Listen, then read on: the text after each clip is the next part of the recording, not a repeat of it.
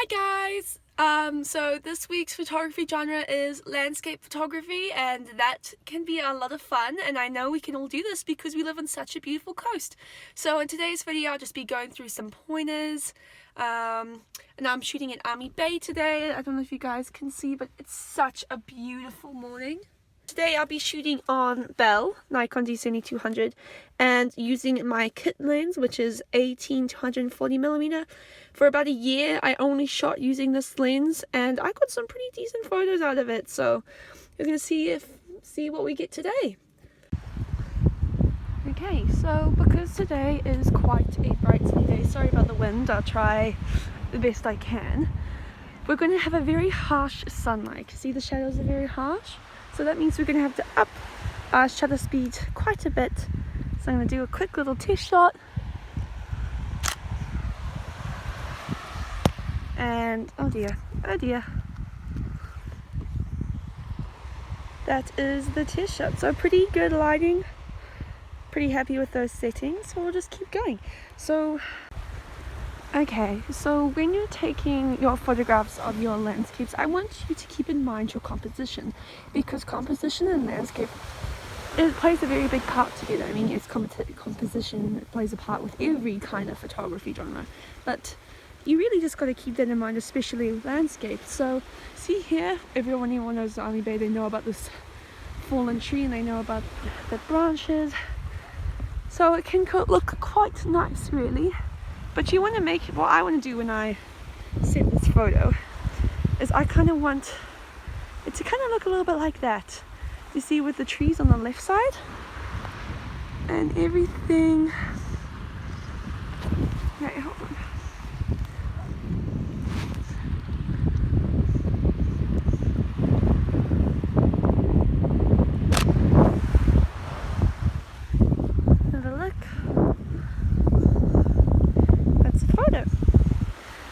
So keeping in mind the composition, remember, you can use the rule of thirds.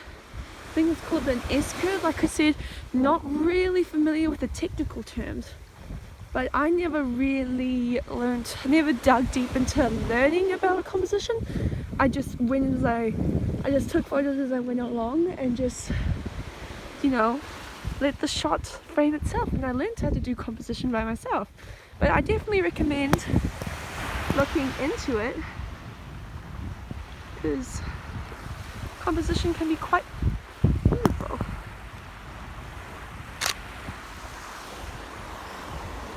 Like that. Now looking at the reflection on the water from the cliffs, so that's quite beautiful too.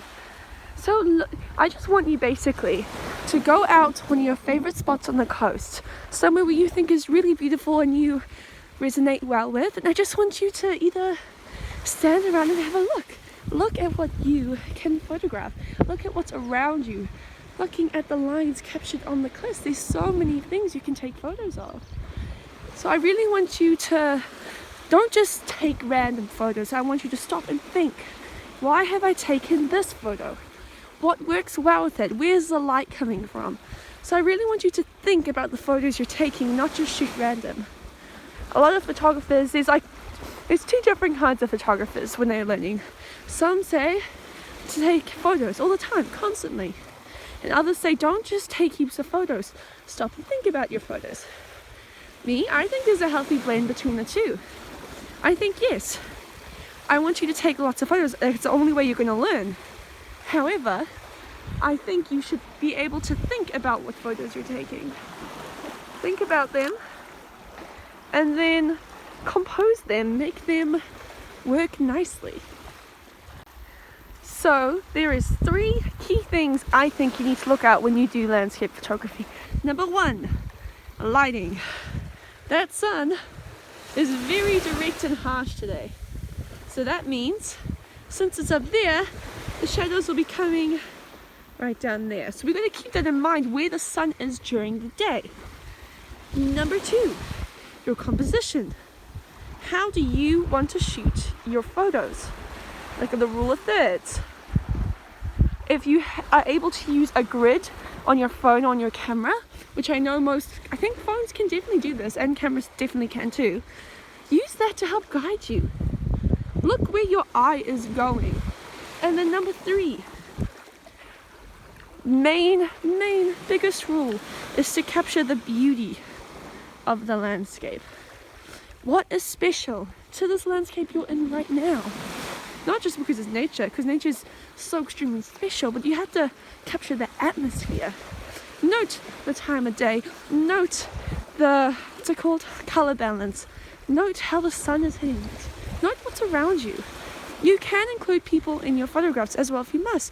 Animals too, look, there's a log. Where did that come from? Did it come from one of the trees? Most likely, yes, because everything falls down at Army Bay. But really try to think about why you're photographing this specific place. There is another thing I want to mention, which is shallow depth of field. Now, with landscape photography, you can include a beautiful shallow depth of field. Say, if you're shooting over a cliff and there's plants, you can have plant leaves here, all around, kind of framing the shots, shooting through things as well with a very low aperture. Oh, you can create some beautiful landscape shots. Cue some examples. Here's some photos I took here's some photos I took at Muriwai. I think 2020, last year. And you can see the shallow depth of field in them.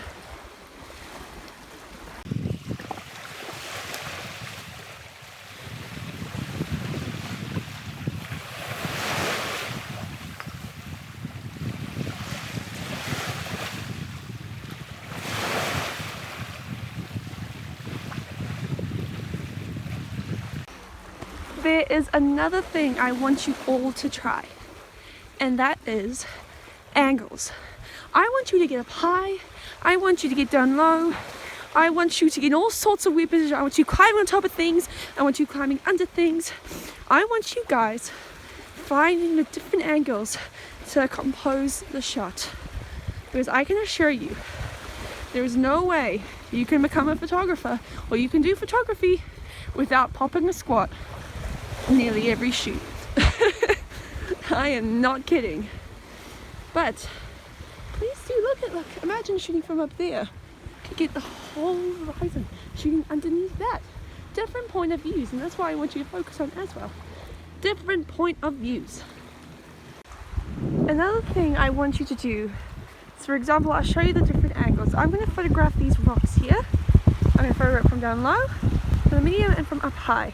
And I'll show you the different angles you can get from taking different photos from different angles.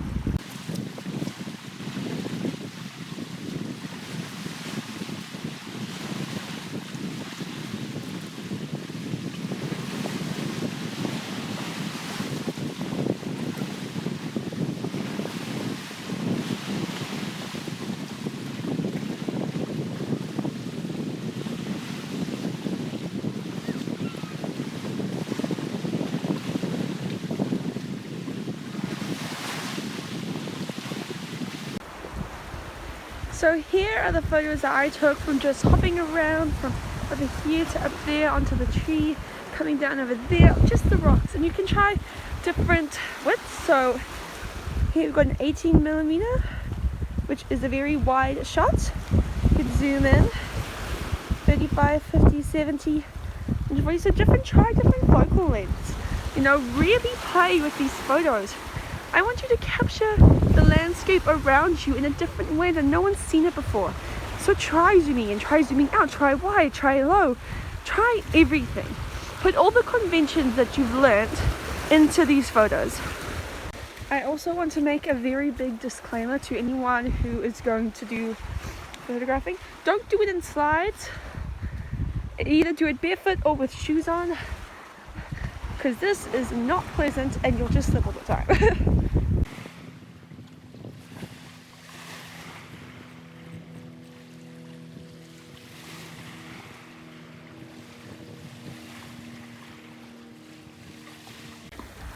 There is one other thing I would like to add about landscape photography, and that is you don't need to go to the most glorious places. You don't need to climb up a mountain. You don't need to go to you don't need to go across the country. You don't need to travel far distances if you don't want to, because the beautiful thing about living in New Zealand, is that A, majority of everything does look the same. That's my opinion. Anyhow, B, we live on the coast, and I don't know about you guys, but it is absolutely stunning. So I really want you guys to not be afraid that you can't climb to the top of a mountain to take these photos. I just want you guys to go down to the beach, or go out to Shakespeare Park, or go out to any park. And I just want you guys to have a go. And I think you guys can produce some amazing work. So keep in mind those tips, and I'll be sharing a lot of stuff to the Google Classroom to help you guys out. All right.